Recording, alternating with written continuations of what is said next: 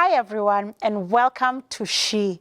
I am so excited about the show today, and I know I say this about every show, but today's show is close to my heart because, I'm raising one type of gender, and I think I've talked about it in other shows before, and I'm always so curious, how is it to raise girls, And not that we'll discuss just one gender, we'll discuss both today. People say it's a breeze raising girls, and, I tell you guys, it's difficult raising boys, but also some people will say it's so much fun raising boys, and all the best as you raise girls. So whichever way we look at it, I guess there's good sides and, the difficult side that you have to figure out as you raise boys and girls. And so we have amazing, solid moms on the show today who will tell us about how it is raising boys and girls. Luckily, they have both, So hopefully the show doesn't become about boys because I'm on this side of the table. But I'm really excited about this because I also believe there's, just that purpose that God has for both boys and girls and how they should be raised. So please, grab your coffee, put on the seatbelt, like we used to say a long time ago, and stay put, because this is going to be an amazing, amazing ride. And so drum rolls. I felt like I was going to shrub there. Drum rolls. Welcome to She. So I'll let you guys introduce yourselves. Maybe we start with you. Just tell us what you think we should know about you and is relevant for this show. My name is Shiro, Wanjiru Wainaina Otino, but I like to be called Shiro. I am a born-again Christian. I love the Lord so much. I think that's important to say. And I am married to one husband. And together we have two beautiful children so far. Yeah. A boy and a girl. Okay. And I'm excited to be here. I am a stay-at-home mom. We homeschool. I homeschool my children. Do you? Yes. Wow. You need a podium to address the nation.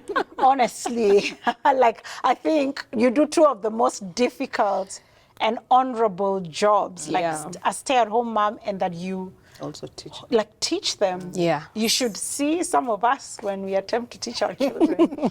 Patience goes out the window, self-control, and our voices go up. Actually, you see there, you put a request, I want a car, I want, it's a prayer request. It is, but so that's what I do. Oh, wow. Yeah, so meaning I stay at home. Okay. Yeah. Okay, that's fantastic. Yeah. Okay. Karibu sana. Sawa. Thank you, Faith, for the warm welcome. I'm really glad to be here. So my name is Susan Agwata. I'm also married to one male husband. Now that you're specifying. Yeah. So my eldest is a girl. She's 8 years old, and my son is 4 years old. Or rather, he'll be turning 4 next year. Yeah, so I'm glad to be here. Oh, fantastic. Yeah. Karibuni sana. Asante. And I think it's funny you brought up the gender, with the spouse. And we're here to talk about raising boys and girls. But, this world has changed so much, and there's the in-betweens that are beginning to come up, and before it was far off, we had it in the West, but now it's come so close home, and just to figure out how to handle that, because we're also raising our children in that environment, But having said that, and probably I'll be seeking your comments at some point on that, but, when you're pregnant, you find out you're pregnant, you're always curious, am I having a boy or am I having a girl? I'm just curious from both of you. When you found out you're pregnant the first time, or when you decided, let me start having children, were you like, God, please just give me girls, please just give me boys? What was it for you? Anyone can go first. Yeah, let me raise my hand and say I prayed for girls. But I think that was more because I'm a girl. So I felt, okay, I think this is familiar. I can raise a girl. Yeah. So when I learned I was pregnant with my second born, now that's when I was really praying, God, give me a girl. And then it was a boy, and I was like, okay, but God has given me grace. So It's true. Yeah. It's true. It's funny, it was the same thing for me. I remember even when I was anticipating to have children, in my mind I was like, I'm such a girly girl. Wow. I just hope, let me just get a girl. So I reduced the flowers on me, I put them on her, and all that, to think I'd have for boys, you know. But after I had the first boy, it was a sealed deal. Like every other time I was pregnant, I desperately prayed for another boy. Oh, really? Yes. Oh, wow. Like desperately prayed for another boy. If my husband is watching, he'll not like that I was desperately praying, because he was praying for the desperately praying for a girl with each pregnancy, you know. But yeah, I guess it's life. I don't know. What was your story? So for me, so we are girls, like we are 3 girls in our family, and I'm the Oh. first one. So I've not grown up around boys, and even in the larger family, we've always had girls. So when I was pregnant with my first one, the question of gender didn't cross my mind until my husband said, let's go and check the gender. I was like, why? Then I was told it was a boy, and I panicked. Oh, really? Yes, I panicked, and I thought, what if I don't love this child because he's a boy? Because I didn't know what to do. Yeah. Then so I found myself actively praying to love the child because it was a boy. Yeah. And then my second one, I knew it was a girl because the pregnancy was different. Yeah. Oh, Oh, yeah. really? Yes, very different. Yeah, but the first one was quite something because it was a boy. And it's interesting you bring up the love point, you know, and I was going to ask later, do you feel, you know, because especially you have more than one child, does the love aspect come up? You know, like you're like, okay, it's easier to love the girl, you know, because the boy comes smelling like a sewer one day. Do you feel like you have to divide your love because you have more than one child? What's that love story for you with your babies, because you have more than one? When you're pregnant with them and even when they're born? It's interesting that you'd ask that. But to be honest, I feel like that love thing really comes when you have children. I think I also worried about that. I worried that, okay, maybe because I want to be so comfortable with my son, I might like say, okay, tell my husband, You handle. your son, you know. Yeah, yeah. Then may deal with my daughter. But I mean, just as they grow up, yes, they are different. But the love that the love that I feel for them, I can't say that it's different lesser. for this one or this one. It's the same because they are my children. Of course, I respond to them differently and they respond to me differently. But why I said it's interesting that you'd ask that, probably I felt like, I mean, even my children have helped me learn a lot about God's love. So true. Because in many ways I thought, oh, maybe I need to do this so that God can love me more, or because I'm not so good at this, maybe God doesn't love me that much. Preach, that's so But deep. yet, Yeah. when I look, I mean, now it has brought that message home that God loves me, regardless of whether I've done more or less. Because that's the same way I feel about my children, regardless of whether they've disobeyed me or very blatantly done something that I told them not to. Yeah. That I still feel love the same remains, love. it's unconditional Yeah, love. yeah. Oh, and I think that's so beautiful because you bring up something so deep, because at the end of the day, I think that's one of the purposes of parenthood, is that it's a reflection of God. You know, like you get to see how unconditional, you know, God's love is. You also understand aspects of discipline, you know, because God disciplines those he loves and all that. So thank you for bringing that up, because sometimes I think even as Christians, you can be having such a hard time, and some people even say it's if you haven't had a good relationship with your parents, it also could influence how you view God. True. You know, so it's so true. Like in seeing how you parent and how unconditional you love this child is a reflection of how God looks at us. Yeah. So when we started planning for our second born, immediately I got pregnant. I was like, what have I done? Really? Yes, because I was like, wait, will I be able to love my second child? Like, because Yes. now at this point I had really, like, now I was over the moon with my son. Because I was like, loving my son was very intentional for me because of the gender. And I was like, always I need to, you know, like I thought I was I was trying to compensate. I don't know. So in loving him was intentional. So like I did it with my whole heart. Then the second one is here, and I'm like, so will I be able to love them like the way I have intentionally loved my first one? And I was really scared. Like during pregnancy, I was praying a lot. Like, God, please help me to love my second one as I loved my first one. And when she came, it's like I have two hearts. Oh, for real? Yeah, because the way I feel, like the way I love my son is the same way I love my daughter. Are they different? Oh my God, yes. Very different. But even in the way I love them, it's also different.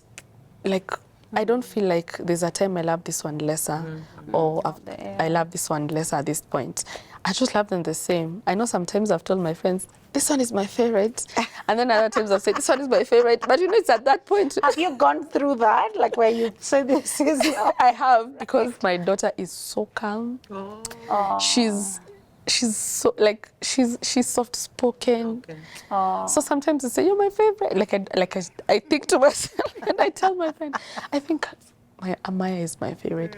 Then there are times I'm like, but I really love Amaya is my favorite. So I find myself saying that, but I love them the same. So now I don't know if I'll get more and then, but we'll know. Yeah, I know I went through that, you know, the whole motion of, gosh, with more children, like, yeah. will I have enough love in my heart to split by Yeah. 4, or how does that work? You know, and I also like what you've brought up, which I think is so good in terms of now raising these kids, and you talked about your daughter being so soft-spoken, you know, and I know not all daughters are soft-spoken, because I don't think I was. Even me. Yeah. But I'm just curious, you know, because you've raised a boy and a girl. Yeah. Is it different? And I don't know if you guys have seen a lot of these IG reels that have been doing rounds about, you know, pray for a boy mom. You know, and I can speak from that front because I'm a, you know, 150% a boy mom. You know, like pray for the boy mom because of what they have to go through when your son jumps from the highest beam down and your heart is out and things like that. And, you know, I think with boys, you just have to be ready. And there's a reel where they show arrows being thrown and the mom is able to duck and do this or the other. You know, like boys just come with all that, you know. Yeah. But do you find a difference, you know? Like, would you say girls are this way and boys are this way? What has been your experience for you both? So for me, it's quite the opposite. Yeah. Because my son, like, you take my son to a bouncing castle and he'll tell you, Mama, that's very dangerous. That's a dangerous game. I know. Wow. Yes. Like he's not the one to find jumping and doing outrageous things. No. But my daughter, the places that my son didn't panda, now she's the one who's pandaing them. So much for being soft-spoken. I know. I know. Okay. Yeah, but So she's soft-spoken, but she takes action. Yes. So she's daring. She's risk, like she'll go to a trampoline with big kids. She'll play. But my son is like, that's very dangerous. Why are you doing that? That's, you know? So I had that expectation, of course, like boys will be this and girls will be this, but I think it's different. I think it comes with the personality of the child. I think so. Sometimes it doesn't do with it. It has got nothing to do with the gender. Because you've had people say I was a tomboy, yet they're girls. Yeah. And you've had people say that you find boys that were very clean, super clean, and then the sisters are the opposite. So in my experience, I don't think it could be about gender in some cases, but in my experience, I think it's about personality. Okay. How has it been for you, Susan? Yeah. So I think also for me, the difference has been, I felt more it was about the birth order, maybe, or being a first-time mom versus, okay, Oh, not yes, not there's so that. first-time mom. So like with my daughter, who was my first, I was, you know, to the book. There was this book that everyone used to be given at their baby showers. Gina Ford? Yeah, Gina Ford. Oh, my God. Contented little baby. Yes. And I'm telling you, my daughter, like that book worked for her amazingly, you know. So I was like, like. Yeah, So you're when the my pro. son came, And my son came, it was the complete opposite. When I'm expecting this, I'm getting the other one. Yeah. So yeah, I think, and then maybe I was also a bit more relaxed by the time it was my son. I was like, we can just sleep. Whichever way it We comes. don't have to wake up after 3 hours. And shower at 5 Yeah. and eat at this clock. Wake Yeah. the baby up if they're still sleeping past their.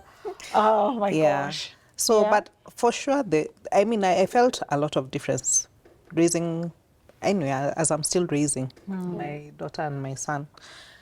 For sure, my son is more passionate, more aggressive, Yeah. more, I can really feel the intensity, of anything, whether it's sadness, whether it's joy, whether it's excitement, I can feel it more intensely than I would for my daughter. My daughter also, like yours, I would leave her with people, I tell them what you have for me, they're like, gosh, in this house I was wondering who is the child. I was feeling like... Because maybe she's so... Yeah, she was just, just chill and put and quiet. So it was very easy for me raising my daughter compared to my son, because now there were no... her, she followed the book, and then I'm also a bit more structured. So if something says, do this, I'll do that. You'll do that. Let me check. I show you guys. Do you know Gina Ford talks about the fast foods? One of them is I don't know if I enjoy that. Rice. blending Was it rice apples. cake? No. Oh. Boiled apples. Oh. No. Who is Susan? I go boil apples and blend them, and I'm like, this thing tastes bad. Why did I even think Gosh, that? I did it as well. You did? Does it taste bad? I know I tasted the child. Really? Yeah, even my current one, we just went the other day. I did the whole boiling. How did you miss the rice cake? I also 'Cause bought there was those rice cakes, but I don't know. I think you just... And then at some point, now after seeing my pediatrician, he's like, why are you struggling with foods that are not locally available? Yeah. Yeah, just give them what's available. So yeah, there was that. Oh, that's interesting. About the emotions, I think I've already touched on that. But maybe just to take us a little bit back, when we were talking about love, I think it's also funny that although we feel like we love them equally, sometimes they feel like It's not that way. it's not that way. Yeah, because if you think about it, your folks, you're always telling them, I think this is your favorite. Yeah. And they're like, no, I love all of you guys the same. Oh, yeah. Yeah. Yeah. So I struggle with my daughter about that, because and I think mostly because of the birth order. So my son, there's a bit of a gap between them. So when my son came, and she was like the only child for a very long time. So all the attention was hers. Then suddenly, There's somebody else. you know. So you tell me, Mommy, I don't feel like you love me the way. So I would ask her, why? And she's like, when you talk to him, you're smiling, you're cooing. Me, it's do this. It's the brunt of the firstborn. Yeah. So I was like, oh yeah, you want me to treat you like a child even now? So yeah, I guess for me that has been my experience. So I agree with you. There could be things that are influenced by gender. Yeah. There could be things influenced by their personality, or just the birth order. Yeah. So Yeah, and I think it's a combination of all of them, because if I think about myself, who has one gender, though, unlike how you're saying your son is now, I don't think I was spared in terms of they all love danger. Well, the fourth born, we'll see, he's still young, but all they look, even the water, small waters you see in a mall, like a, I keep saying, like, you'll find my sons removing your clothes, you ask them, what are you doing? And they want to jump into, to swim. tell them to jump from the sky, they will, all of them. So I wasn't spared, like, all of them are like that. Though someone the other day was like, it's also the influence of the firstborn. Like if the firstborn is fearless, in a certain way, then it totally like flows with all the other kids. So I keep saying I'm a typical 100% boy mom, just in terms of, like I have, like if boys come home smell like sewage, it's like I have been danger, fearless. I have seen that. eating a lot. I have that in my house. I feel like I'm feeding teenagers and none of them is. So I have that full scope. But I also agree that I see what you're talking about, the aspects of personalities. Yeah. So I can also tell you the most active and least active. I can tell you most sensitive, least sensitive, because you talked about the emotional part, Yeah. the strong-willedness that you talked about. And I think it's a combination of that, the firstborn thing where you are using Gina Ford to the T. So I think I stuck to it for the first and second, then it didn't work for the third. But I also say probably by then I was also tired. Like I've had 2 kids back to back. The third one, I'm like, you know, like one of my friends says, free range chicken. You just raise them whichever way. Whichever way. You want to sleep, sleep. You want to stay awake, stay awake, awake. you know. So I think it's also different things that happen. You know, maybe it's where you are in your career, how tired you are, you know, like it all affects how these children, you know, get raised. And I know we need to take a break, but when we come back, I just want us to delve deeper into, you know, like just the purpose, you know, because I'm a big believer in that God has, you know, like what he's ordained for how we raise these daughters and how we raise these sons. Do you have that figured out? You know, what does that mean to you, if it does at all? Because then I guess it feeds into where we started, you know, with the whole alphabet or LGBTQ conversation, you know, because then it has to be that you're also able to help these children to see that identity in themselves, to be clear that this is, you know, God created me male or God created me female, you know. And so take time to think about it as we take a break, because that's a deep one. Then when we come back, we can just delve deeper into what that means for you. So we're taking a break and we'll be right back after this.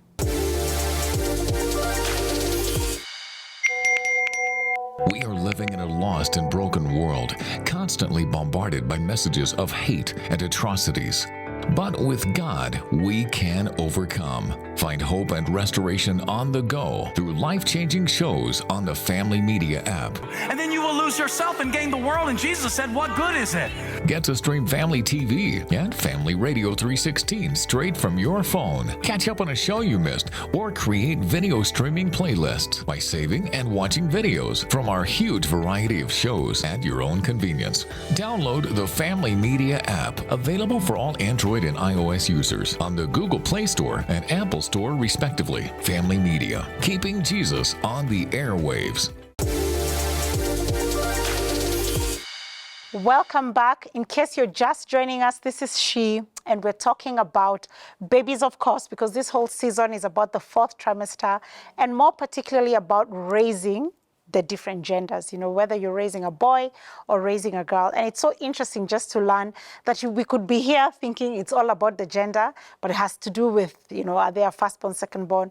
You know, it has to do with personality, like we discussed, and more to do with, you know, just many other things other than just their gender. Though I think gender has a big contributing factor. And, you know, let me just delve a little deeper into that before we go into what I really want us to discuss. And it's what we were discussing over the break, you know, and when you think about this children, then there's aspects of discipline, you know, and things like that. Do you discipline your children differently because you have a boy and a girl? You know, I keep saying, like, I could easily pick in our house, we call it a mudanju, the spanker. And I go at it with my sons, but I always look at little girls and I'm like, how would I spank a girl, you know? They just seem like so proper in their little dresses. I'm like, how do you even start spanking, you know? So how do you guys handle these sort of issues like discipline and aspects like that? Because I think it's different, yeah? I think I'll let Susan go first. Okay. Because for you, there's no difference. She has a big experience with a girl. Thank you for the vote of confidence. So I think that's a very touchy topic for me, because I struggled, like, understanding discipline and why we discipline or how to discipline. Discipline, yeah. So, I mean, as I was telling you, when do I draw the line and say, okay, let me just leave you to explore as you've poured everything on the floor, or when do I say, okay, now this is how things need to be done? Yeah. But I attended this class by Dr. Mukolbe about raising future parents. Yes, I did it as well.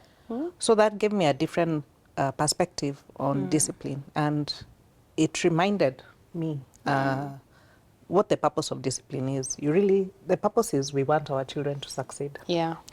So we discipline them so Yes. that they can succeed, and so that they can also just have a life that is not stressful for them. It's true. We don't regret as parents, and society generally embraces disciplined children better than it does the ones who are not. So that brought things to perspective to me. But the how was still not clear, you know. I mean, because you'd go to baby center, they tell you, you know, this theory, this theory. Your parents tell you, what? This one? Chapa. Like, oh, why are you even negotiating? Chapa for even look staring at the guest. They're staring. Chapa, they ate the guest food. Yeah. And, or you go to school now, like when my kids started going to school, and the teacher tells you, no, you can actually handle this differently. Put them in a corner. Yeah. And things like that, yeah. So I feel like discipline for my daughter was very different compared to my son. I think for my daughter it was easier because maybe by the time I was understanding what discipline is and how to do it, she was also a bit of age. Because when I did that class, she was 4. So of course she was a bit more mature. So there were things I would tell her, okay, if you do this the second time, you'll get 2 vibocals, or and Align, yeah. And I would tell her, this is the expectation. After I beat you, I'll hug you. So there are times she'll tell me, but will you hug me? So like she knew that would come, yeah. And then I had made this habit of saying, I'm not beating you, I'm beating the bad manners, because you're a good girl, but these bad manners are not of you. Yet the sin, not the sinner. Yeah. So I think it also helped her just feel that I'm not doing it out of malice or, yeah. My son, on the other hand, beating him would make him more aggressive. Yeah. So he would become very, how do I put it? Like if someone wrongs him, now he'll want to deal with it the way even us we've Man been to dealing man. with it. Yeah. So do you mean like now he'd want to equally chop her? Yeah. Because he's also dealt. Yeah. Got Because you. I think that's how he was saying we deal with him when, He does wrong. Yeah. So when he went to school and the teachers were saying, wow, this child is so aggressive. So, you know, they try and understand what's happening at home. Yeah. And, but by the time he was finishing that past term, even for us, we could notice a very big difference in how he would respond to things that would normally, So, I just asked the teacher, okay, so what did you do? Yeah, so she told me, imagine they understand you. Just tell them, come down to their level, and engage. So I felt like the discipline part, in as much as I know the purpose, the how had to be very different. I couldn't discipline them the same way. Yeah. And I think it's still testing me even now, because there are times, especially when you're not at home, when you're at your friends or at your or in church, wherever, I really wonder how to deal with those situations. But I think with time I've just let it be. Some people tell me, you're spoiling these children, but I'm like, okay, I'll find out as we go along. Yeah. So how has it been for you, Shu? It's been different because, again, the personalities. Like my daughter fears the kiboko. Kapsa, kwanza her, if you just touch it. Most girls do. Yeah, her, if you just touch it, she'll be like, but she also does the most as well. Right? So, but for my son, I remember someone told me, so we were having a conversation and I don't know what someone did. And she said, how do you know your child is of age to be spanked? Or how do you know your child is of age to hear something, to listen to something? And she told me, the moment you tell your child to clap and yes. That's my rule as well. It's your rule. And they clap. They are ready to. Must be all of you, because that was Anima telling me that. So the moment you can tell your child to clap and they clap, it means at least they have a bit of comprehension. So I used that. I used that a lot, and I still, so I use the kiboko. I personally use kiboko, and it is even nimuiko. It's called Mr. Brown. It's somewhere up there. It's somewhere where, even if I just stand and do this, everyone will see. But to avoid shouting, because man, sometimes you can say something, do something. So I don't know if I'm doing it right or wrong, but sometimes I scare them. I'll take Mr. Brown, and you see, they do it. So I avoid shouting.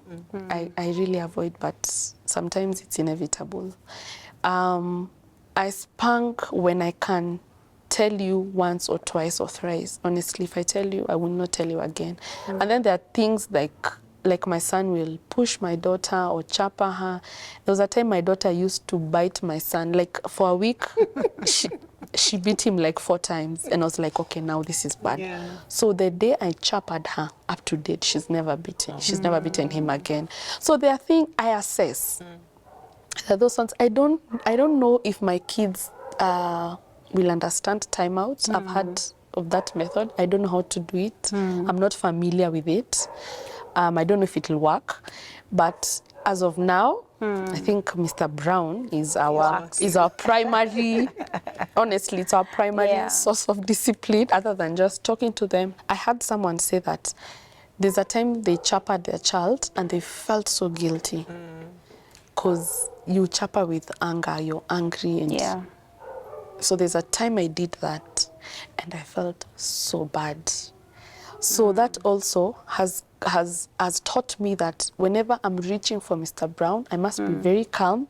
I don't have to, I can't be angry when reaching out for the kiboko. And also I have to have a conversation. And then I don't do it in front of people, even the sister. So I always take whoever is being chappered to the bedroom. And because the other one will follow, I'll tell her, go back, or him, go back. And then I will chapper 1 or 2, and then we will talk, and we will come out smiling. But the whole time is, they have understood. Like I don't want to be, nimechapa na hajailewa, ama makosa, or just angry. So for now, Mr. Brown. And I think I agree with you on the anger. I remember when I did the parenting class, one of the things that became clear is that so many times where the spanking or whatever doesn't end up doing what it's supposed to do, is that it's done with such anger. So the child is even confused. Like, you're just screaming, you spank me 20. They're like, and so one of the things that they say is that don't spank too many. Like, spank 1 for these specific wrongs, 2 for maybe a repeat offense or disobedience, etc. So then they don't have to be 20 or even 10 spanks. It can just be 2 or 3, that help. And like my husband says, he's like, like if for boys, they don't associate, with pain, especially if they're extremely naughty, then I guess, the spanking comes in. And I think it's something to also just pray for God to give you wisdom. Because I keep saying, he gave you these children, because for so long I struggled with, just taking a child to a room to spank, and you just easily get revelation. And especially now when I'd watch my husband do it, and he's literally sitting down and explaining and, what this means and all that, and spanking and hugging after, then you see the correction happen. Then maybe that helps, because I think it's a big part. And I know, of course, they also say that at some point then you have to stop spanking girls, like if she's having her menses, then you have to draw that line. Though I tell that to our moms, we were being spanked when we were in high school, And I guess also kids are different. Like I have my son, I remember, was it my 3rd, I think you could spank him 4 or 5 times in a day, and like my 2nd born, maybe you spank him once, in like 2 days, So it's also seasons, there's some like when they're 2, it's crazy. Then they get to that age of 7, 8 where they start to push boundaries again before they're teenagers. So you find like it's differences on different children. But I think very important to figure out, what God would have you do for your children, so you don't, because, you could also be saying, okay, let me start doing what Shiro is doing. But you see, then God has given you your 2, and I have mine. It's also important to figure out what works for your own. So then it's not too difficult. And even as we're talking about discipline, I'm just curious about, you know, we talked about it. You know, I was telling you guys about my third born who will take the hand wash, mix it with the toilet spray, and add on soap and my lotion and mix, and come and say, this is what he's done. And you know, your first reaction is, what are you doing, da, da, da? You know, and like you're saying, you're like, gosh, maybe it's a scientist and all that. You know, and so you tell them the next time you're doing that, please come and say. let me know. But what I find, you know, maybe it's because I only have sons, it's like it's so unfair for the boy child. You know, because a girl will be there with her dolls. That's what she does. No one thinks that's a big deal. But for a boy, it's digging. The other day, they were in shags.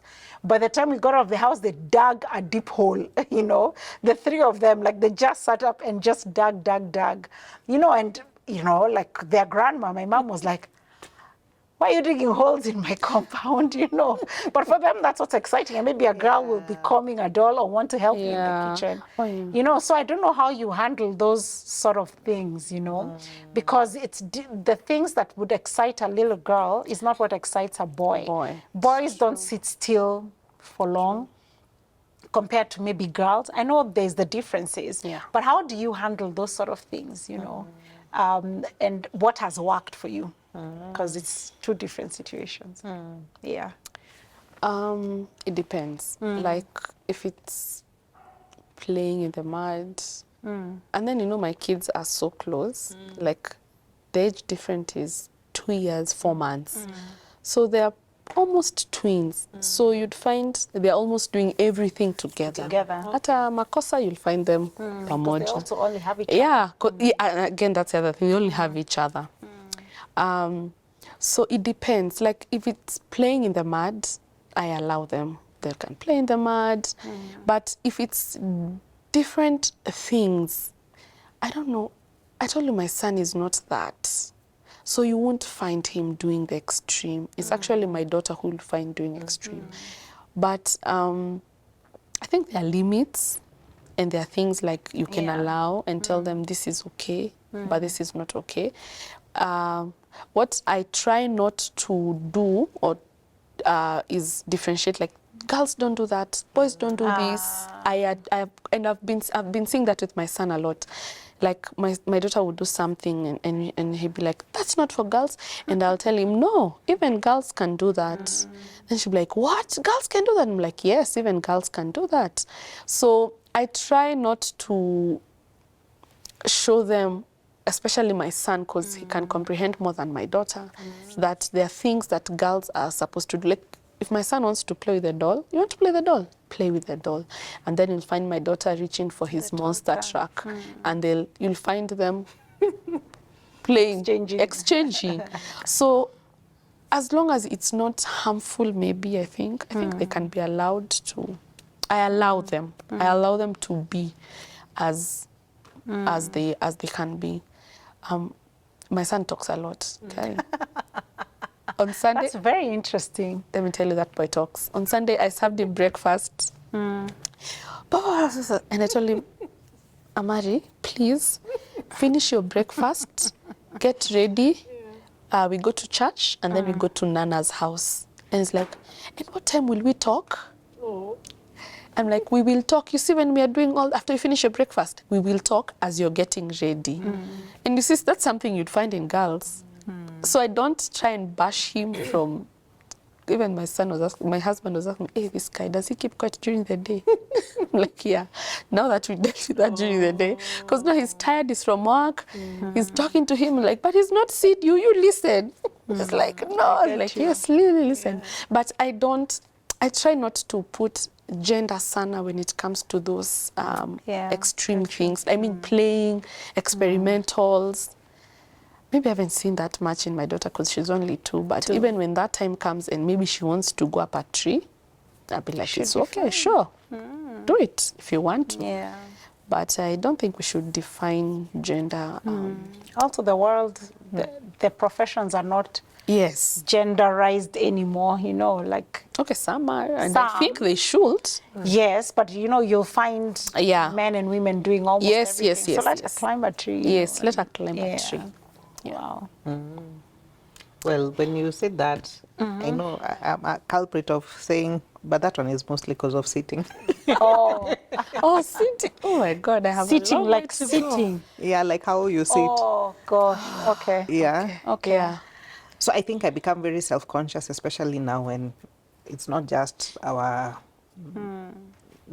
nuclear family. Yeah. But there are other people in the house. Mm. And I'm like, venye amekaa. And I think it's understandable. Oh my Even God. it's not safe for her. So you're like, sit properly. Yeah, so for me, I've used that, meaning that girls Yeah. Have sit to with sit. their Well, I legs. guess there are those things. There are those things, Yeah. yeah, and I'm saying again also because of age, age as well. Yeah, but well, I agree with you in terms of the play, what to let them do And and explore. explore. Yeah. Yeah, I think I agree with you a lot in terms of the how. And I think I may have even lost what the question was to begin with. But I know, like, some of the fears that I had, like even just when I learned it's a boy and it's a girl, was that thing of, wow, boy child. I'm like, wow, what will I do different? Because I don't want my boy becoming that boy child that people talk about in a negative aspect. And because I don't know, I'm not a boy. I don't know. I don't know how not to or how to, or, you know. So those are things that I feel like I'm still learning. Yeah. But I really thank God. I think to an extent, I feel like he brought my son into my life because I was becoming a bit more on the feminist side, where I would tell my girl, you know, it's a boy's world, so you have to, you know, stand firm and do, like, I would really pump her up, So like, against the boy. And suddenly you have a son. And then now I have a son. That was me 100% as Yeah. well. Such a feminist. Then I had sons. Yeah. Then every time I'm there saying, oh, this girl child, like there's a little voice. You have 4 boys at home. Yeah. And that just changes my Yeah, so I narrative feel like a bit. God really brought that to help me. You see, I think just see that they both have a place in this world. Yes, they do. They both have value. They both have something that they're bringing to the table. That we don't have to limit them because you're a boy or a girl. Yeah. And also, I guess now for me, more on the fear. Just because I'm not a boy and I don't know how to bring up a boy, doesn't mean that that I can't do it, you know. Yeah. It's true. Yeah, we are blessed to be, I guess, in a age where there's a lot of information, It's true. and blessed to have friends like you have more than one son, so we can ask, Yeah. okay, how did you How do do you that? do this? Yeah. So I think it has sort of helped me just ease that fear that I don't have to be afraid that it'll turn out this way. Yeah. And also that there's also only so much that I can do. My prayer usually is that, you know, that they'll really find God at a very early age. Yes. And that, you know, that God will just walk with them. Yeah, because I feel that's the only hope against all these things that we... It's true. Yeah. And you know, I was reading somewhere where they're like, you know, we can do so much for our children, but at the end of the day, the most important thing you can do is pray for them. You know, because how then do you explain a lot of the differences? You see a child brought up in a complete Christian home, brought up in the right way, and they still go a different way. You know, so at the end of the day, it's just praying for them and laying that right foundation so that even though they go wayward, that they know the word and it brings them back as well. And you know, I like the direction you've taken because it just leads us to what I asked earlier, which is, you know, just how we raise our kids with that purpose of knowing that they're a boy and they're a girl and there's that bigger picture that God has for them. You know, because sometimes the other day I was in Naivasha in some hotel and watching like teenage girls swimming and they're like in bikinis. And like, I was just like, I'm like, it's not my daughters, but I was just, I'm like, can imagine. no, it cannot be right. You know, and I don't know what is right or wrong. You know, I don't have a daughter, but if I had one, I don't think I'd be like, what are you doing? Enter the house right now, you know, kind of thing.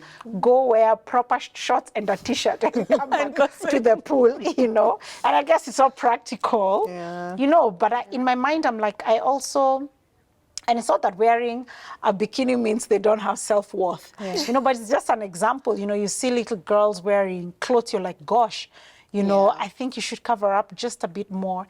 And so, you know, there's building that self-worth in a girl, you know, that she knows, you know, that she's beautiful, that she doesn't have to reveal herself. And, you know, raising boys, you know, like you rightly said, you know, to not fall into that boy child, whatever, that they're strong, confident young men in this society, you know, who are able to be solid husbands, lead homes, you know, just the roles that then a man plays, you know. And it just always makes me wonder, like, what does God say, you know, about that? And I'm just curious, you know, like, have you gone through those sort of thoughts? How have you navigated that, especially now that you're raising? You know, you have to think about both a boy and a girl. True. You know, so what does that look like for you? And I know maybe you said snippets throughout the show, but I'm just curious what God has revealed to you or what that journey is, even though you're not there yet. Yeah. And I think what has really helped me sometimes even is like the sermons in church, you know, they may have gender specific sermons, like today is men's, okay, now like in our church last Sunday was men's Sunday. And I was learning so much from that sermon. About raising boys. About raising my son, you know, that, and I remember one thing that they said is, manhood is a gift, yeah? Wow. But we have to be aware that this world, and it affects us also, that we are under that pressure to be in a certain mold. Like there's a mold that the world has said, this is how men are. They are strong, they have muscles, they have money, they have something to give, you know.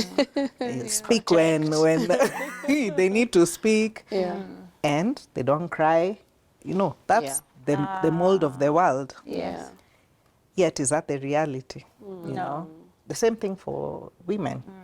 You know, girls, we've been taught, you know, I mean that girls are sexualized at a very early age, and that you're looked at as a sexual object from a very young age. And that's the mold, you know, that's a mold. So it's for us as parents to be aware that this is the mold, and then how then do we parent them so that they know, okay, this is how the world is, but this is what God says you are, or this is what I see in you, and you don't have to look sexy because that's what the world demands. And you don't have to be afraid to cry because That's what the world men don't shouldn't cry. So I feel that really is the biggest lesson for me, that I have to be aware that there's this pressure that we're all under to fit into this mold. But I think maybe the greatest role that we have as parents is to, even through our own experience, you know, like say, I was struggling at some point to manage, you know, my weight because my clothes were not fitting. So we were having this discussion with my daughter. She was telling me, but mommy, you're still beautiful, you know. So, but you see, now having her to have that mind that being overweight is not that you're ugly, or being thin is that you're beautiful, you know. So, and through, I like that even through my own experience that we're able to have that discussion and say, by the way, you know, God took extra time with us and He made us just right, and there's no one else like you in this world. So, I feel like that really is the role that we have to play as parents, reminding them what God says about them, reminding them what even us we see about them, so that they don't have to feel like they have to fit that mold. True. Wow. I think we are blessed first in our generation because we have information and everything that's around us. And I always come back to, what does the word say? Regardless of the gender, at the end of it all, our kids are children of God. You know, we are the only ones who see them as kids. The devil sees them as souls. Those are souls that he targets. Yes, they are our children, and they are also souls that both light and darkness are fighting to win. So I always pray, and this is where I really lean heavily on the Holy Spirit, that it doesn't matter. And I think that's part of the reason why I decided to homeschool my kids. Because you could, not that going to school is bad and everything, but you could have a child who is able to write, to read and do that, but they can't even manage their emotions. They can't even, they don't even know what being me is. Like, who are you? They don't even know who they are. So I rely heavily on the word when it comes to my kids, and I don't box them per se and say, I will be a doctor. I know I've seen people say, you're Dr. Nani. Young kids, or Professor Nani. Is that bad? Engineer so and so. You're that, yeah. President. President. Guilty as charged. Guilty as charged. There's nothing wrong with No, that. I get you. But I don't know if, like, I've not been able to see my kids as that. And sometimes I'd beat myself. Like, you'd go somewhere and people like, Faith, this is president. And I'm like, where? Millionaire wapi?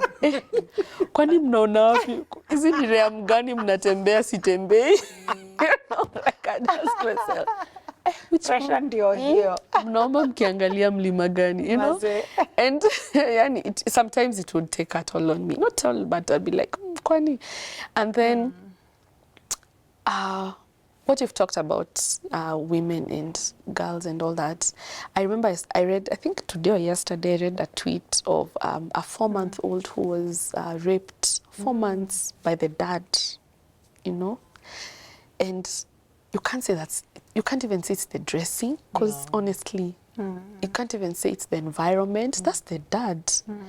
And so it got me thinking about praying, like you were saying, ultimately, you can do everything. Like, you can raise. You probably find those children in bikinis. Maybe their parents were not even there, maybe. Maybe they were just gone for a school trip. And the parents are pastors.